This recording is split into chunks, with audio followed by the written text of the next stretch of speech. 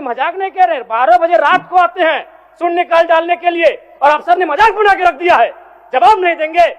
ये सवाल जनता का है, जिस जनता के टैक्स से पैसे से ये सूट पहनते हैं, जिस जनता के टैक्स पहनते से ये बूट पहनते हैं, कोट पहनते हैं, उस जनता का सवाल है और जनता का सवाल का उत्तर नहीं देतेदार है, उनको यहां से जोहार है। लेकिन जिन्होंने जब अपनी जिम्मेदारी का निर्वहन नहीं किया है उन पर कार्रवाई करिए अध्यक्ष महोदय। और बिल्कुल बड़े शर्म और दुर्भाग्य की बात है कि जिस राज्य का युवा, जिस राज्य का भविष्य स्कॉलरशिप नहीं मिलने से परेशान है, हताश है, उस राज्य के विधायक 4 करोड़ 32 लाख के आवास में रहेंगे। ये कितना बड़ा दुर्भाग्य की बात है। आज आंदोलनकारी लगातार अपनी आवाज को बुलंद कर रहे हैं, जिन्होंने अपने लहू से इस राज्य को सींचा, अपने खून से इस राज्य को बनाया, आज जो 3,500 का पेंशन प्राप्त कर रहे हैं। और जिस राज्य के मंत्री 6 करोड़ के आवास में रहेंगे और उस राज्य के आंदोलनकारी सम्मान नहीं पाएंगे जिन्होंने लहू से राज्य बनाया है, यह अभी दुर्भाग्य का विषय। अध्यक्ष महोदय, अगर बालू की बात करें तो वो तो सरेआम है, सब अपनी आंखों से देखते हैं। 1-2 अधिकारी ईमानदार होंगे तो भाई उनको जोहार होगा। बाकी अगर कोई भी बालू ट्रैक्टर, विशेषकर ट्रैक्टर से बालू की ढुलाई होती है तो हमें लगता है एक बालू गाड़ी 3-4 थाना क्षेत्रों से पार होता है और कोई थाना प्रभारी ऐसा नहीं है जिसका मंथली पर महीने का इनकम 3 लाख से 5 लाख रुपए केवल अवैध बालू से हो रहा है। अतः सरकार को मैं मानता हूं कि सरकार का खजाना खाली है, तो अगर खाली है तो इस प्रकार अगर लूट की छूट होगी, जो सरकार के खजाना में आना चाहिए था वो थाना प्रभारी के जेब में जाएगा, वो पदाधिकारियों की जेब में जाएगा। तो इसी प्रकार हम लोग छात्रों से कलेक्शन करेंगे। अध्यक्ष महोदय, एक दिन झारखंड राज्य में 1000 अवैध गाड़ियों का निकासी होता है। यदि एक कोयले की गाड़ी में 50 टन कोयला मान ले और 1 टन का मूल्य अगर 5,000 रुपए मान लें तो 25 करोड़ रुपए एक दिन का होता है। अगर 365 से गुना करते हैं तो 9,125 करोड़ रुपए होता है अध्यक्ष महोदय, यानी लगभग 9,000 करोड़ रुपए, जो कि आपके अनुपूरक बजट से ज्यादा होता है। यानी कोयलांचल से इतनी अवैध मात्रा में कोयला का कारोबार हो रहा है, अगर उस पर सरकार नियंत्रण कर ले तो आपका एक अनुपूरक बजट के बराबर वो राशि होती है, वो राजस्व आपको फायदा होगा। अध्यक्ष, माननीय सदस्य जयराम कुमार महतो। धन्यवाद अध्यक्ष महोदय। कटौती प्रस्ताव के पक्ष में मेरा सवाल बजट बनाने की प्रक्रिया पर है। जब विभागों ने 13,400 करोड़ रुपए का मांग किया है तो फिर मात्र 7,721 करोड़ का बजट क्यों लाया गया? सबसे बड़ी बात, 8 महीना बीत जाने के बाद भी मात्र 42% राशि खर्च हो पाया है, तो फिर अनुपूरक बजट की आवश्यकता ही क्यों? और कहीं ऐसा सच तो नहीं कि सरकार का खजाना खाली है? और यदि सरकार का खजाना खाली है तो सरकार राजस्व प्राप्त करने के लिए क्या कर रही है? अध्यक्ष महोदय, जमीन की रजिस्ट्री में करोड़ों अरबों का राजस्व हानि हो रहा है। किसी जमीन की कीमत यदि 1 करोड़ होता है तो कागज में दिखाया जाता है 25 लाख। सरकार को राजस्व मिलता है 25 लाख पर और काला धन का इस्तेमाल होता है 75 लाख पर। महोदय, अगर मेरी बात पर आपको संदेह है तो किसी भी इस राज्य में अगर किसी भी बड़ा भूखंड, एकड़ों का भूखंड अगर उसका खरीद बिक्री हुआ है तो आप उसकी एसीबी के माध्यम से जांच करवा लें, दूध का दूध और पानी का पानी हो जाएगा। और चोरी साफ नजर आया है अध्यक्ष महोदय, कई आईएएस अधिकारी जेल की यात्रा कर चुके हैं।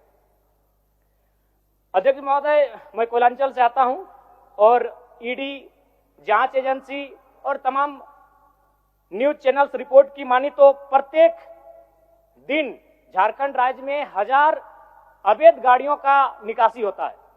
यदि एक कोयले की गाड़ी में 50 टन कोयला मान ले और 1 टन का मूल्य अगर 5,000 रुपए मान लें तो 25 करोड़ रुपए एक दिन का होता है। अगर 365 से गुना करते हैं तो 9,125 करोड़ रुपए होता है अध्यक्ष महोदय, यानी लगभग 9,000 करोड़ रुपए, जो कि आपके अनुपूरक बजट से ज्यादा होता है। यानी कोयलांचल से इतनी अवैध मात्रा में कोयला का कारोबार हो रहा है, अगर उस पर सरकार नियंत्रण कर ले तो आपका एक अनुपूरक बजट के बराबर वो राशि होती है, वो राजस्व आपको फायदा होगा। अध्यक्ष महोदय, अगर बालू की बात करें तो वो तो सरेआम है, सब अपनी आंखों से देखते हैं। 1-2 अधिकारी ईमानदार होंगे तो भाई उनको जोहार होगा। बाकी अगर कोई भी बालू ट्रैक्टर, विशेषकर ट्रैक्टर से बालू की ढुलाई होती है तो हमें लगता है एक बालू गाड़ी 3-4 थाना क्षेत्रों से पार होता है और कोई थाना प्रभारी ऐसा नहीं है जिसका मंथली पर महीने का इनकम 3 लाख से 5 लाख रुपए केवल अवैध बालू से हो रहा है।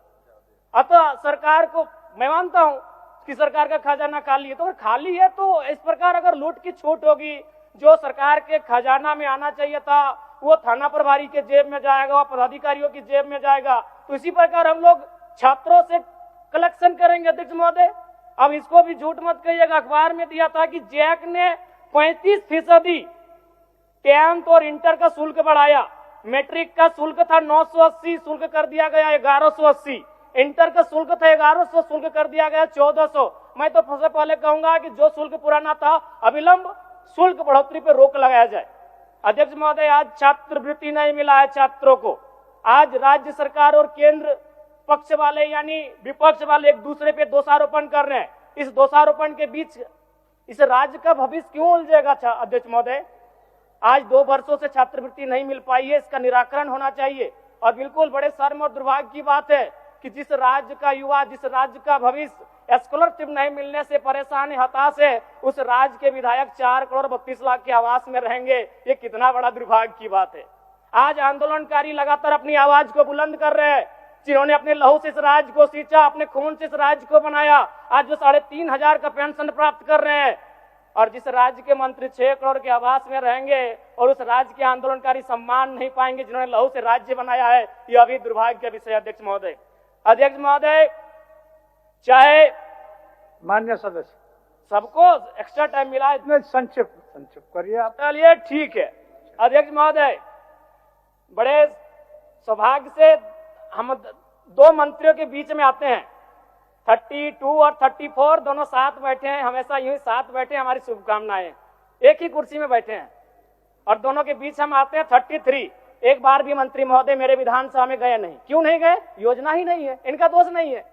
मेरे विधानसभा में कोई नई योजना, किसी के विधानसभा में मंत्री पद का कार्य क्या है? सिर्फ अपना विधानसभा नहीं होता है, कम से कम साल भर हो चुका है। एक विधानसभा तो इनको विजिट करना चाहिए था, अपने पड़ोस के जिले को तो विजिट करना चाहिए था। तो ये तो सच्चाई है। अध्यक्ष महोदय, दूसरी बात, आलिम फाजिल की परीक्षा जैक द्वारा संचालित होती है, किंतु वर्तमान में सहायक आचार्य की नियुक्ति में प्रमाण पत्र की वैधता को खत्म कर दिया गया है। और सबसे महत्वपूर्ण बात अध्यक्ष महोदय, जैसा कि अखबार के माध्यम से हम सभी ने पढ़ा कि विभाग सवालों का उत्तर नहीं दे रहा है।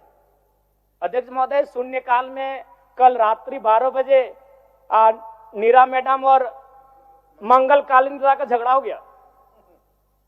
एक दिन राजा साहब और हमारी गाड़ी का टक्कर हो जाता, इतना रफ्तार में आए, बोले कि राजा साहब को तो शून्यकाल डालने नहीं देंगे, इनसे पहले हम जाएंगे। अध्यक्ष महोदय, ये कोई मजाक नहीं कह रहे। 12 बजे रात को आते हैं शून्यकाल डालने के लिए और अफसर ने मजाक बना के रख दिया है, जवाब नहीं देंगे।